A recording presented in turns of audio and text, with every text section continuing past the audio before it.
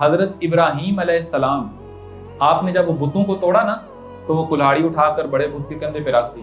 نمرود نے پکڑ کر سوال کیا. اس نے بولا کس نے توڑا ہے؟ انہوں نے کہا یہ بڑے بت سے پوچھ لو کس نے توڑا ہے. تو وہ لاجواب ہو گیا کہ بڑے بت سے کیسے پوچھیں, وہ تو بول ہی نہیں سکتا.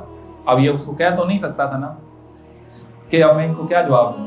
بہرحال وہاں پر مکالمہ ہوا تو آپ کے دلائل بالکل واضح تھے اللہ سبحانہ و تعالیٰ کے حوالے سے. تو اس کو اور کچھ سمجھ نہیں آئی. اس نے بولا کہ ان کو باندھ کے رکھو, لکڑیاں اکٹھی کرو, ان کو آگ میں پھینک دو. ساری ذریت اکٹھی ہوگی حضرت ابراہیم علیہ السلام کو آگ میں پھینکنے کے لیے. 1 مہینے تک لکڑیاں اکٹھی, 1 مہینہ.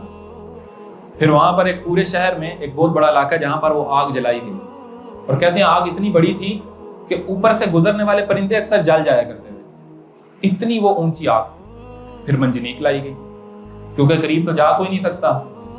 منجنیق میں حضرت ابراہیم علیہ السلام کو رسیوں سے باندھا گیا, باندھ کر دور سے پھینکا گیا تاکہ, کیونکہ قریب تو کوئی جا نہیں سکتا تھا آپ کے, اور اللہ کے خلیل ہیں.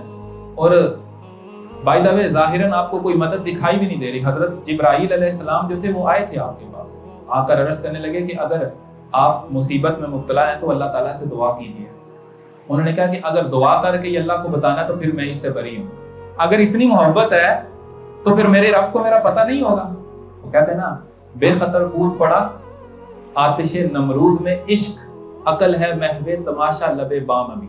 اقبال کہتے ہیں کہ عقل جو ہے وہ دیکھ رہی ہے بھائی ٹیمپریچر بہت زیادہ ہے, وہ پرندے گزرنے والے جل کے گر رہے ہیں, کون جائے گا قریب. عشق نے چھلانگ لگائی ہوئی ہے اور اسے خطرہ بھی کوئی نہیں. لا خوف علیہم ولا هم یحزنون, کوئی خطرہ نہیں, چھلانگ لگا دی.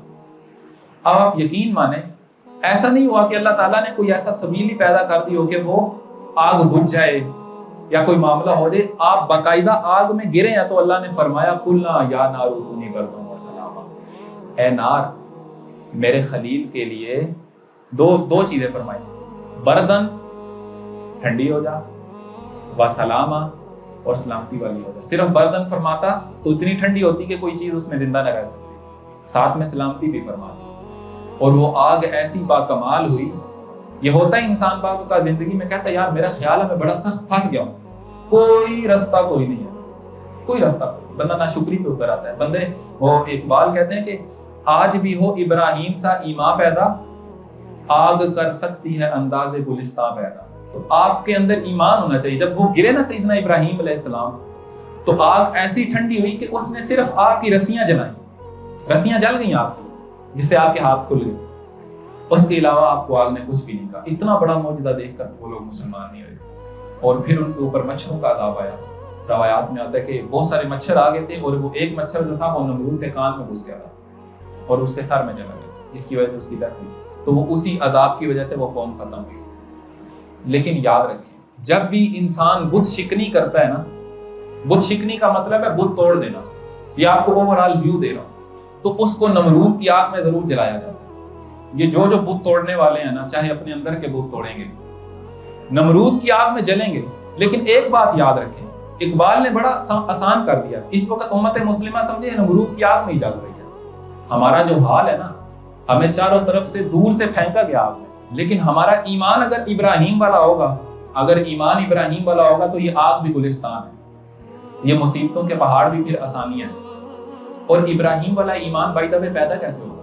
اللہ سبحانہ و تعالیٰ نے فرمایا قد افلح من تزکا, بھلائی پا گئے, فلاح پا گئے وہ لوگ جنہوں نے تزکیہ کیا. یہ آیت اتنی دفعہ آپ لوگوں کو سنائی ہے صرف اس لیے کہ تمہیں پکی یاد ہو جائے.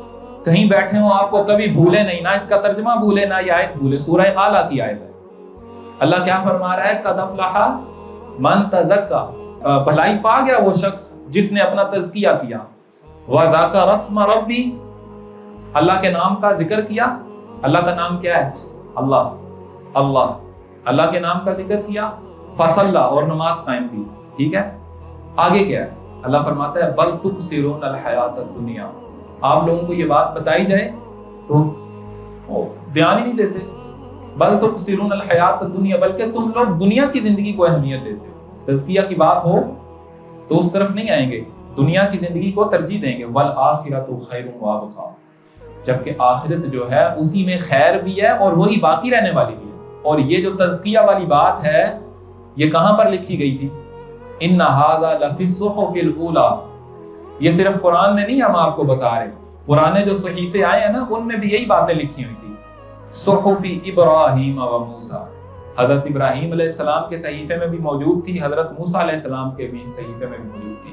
جانی پتہ چلا حضرت ابراہیم علیہ السلام بھی ذکر کرنے والوں میں سے تھے، ذاکر تھے۔ یہ جو آپ کو سبق دیا گیا نا یہ بالکل ایسا ہی ہوا، یہی اسباق ان کے پاس بھی تھے، آپ ذاکرین میں سے تھے۔ اسی طریقے سے سیدنا موسیٰ علیہ السلام بھی ذاکرین میں سے تھے۔ یہ ایمان کا درجہ اور تزکیہ کے دو مدارج ہیں وہ اسی طریقے سے طے ہوتے ہیں۔ جو سبق آپ کو دیا گیا اس کو پورے استقامت کے ساتھ تھام لیں، اور یہ تزکیہ کی منزل اتنی چھوٹی نہیں ہوا کرتی، اس میں بے صبری نہیں آنی چاہیے۔ 1 سال 2 سال کرنے کے بعد اگر تنگ آ گئے ہیں تو اپنے آپ کو یہ سمجھائیں کہ تزکیہ کی منزل ہے، یہ کوئی آسان چیز نہیں ہے۔ انسان ہے اگر ڈاکٹر بننا ہو تو اس کو پتہ ہے 5-6 سال لگ جائیں گے، تو تسلی سے بندہ چلتا ہے۔ بالکل ایسے ہی تسلی سے چلتے جائیں۔ ایک چیز ہمیشہ ذہن میں رکھیں، کبھی بھی ہمت نہیں ہاریں، کبھی بھی ہمت، جتنا مرضی برا گرے ہیں، جتنا مرضی منہ کے بل گرے ہیں، کبھی بھی یہ نہ سوچیں کہ شاید اب بس ہو گئی۔ آپ کی اگر ہمت ختم نہیں ہوگی، اللہ کی رحمت جو آپ کی طرف بڑھنا کبھی بھی نہیں چھوڑے گی، وہ ہمیشہ آپ کو اپنے قریب کرتی رہے گی۔ اللہ تعالیٰ ہمیں اور آپ کو سمجھ عطا فرمائے۔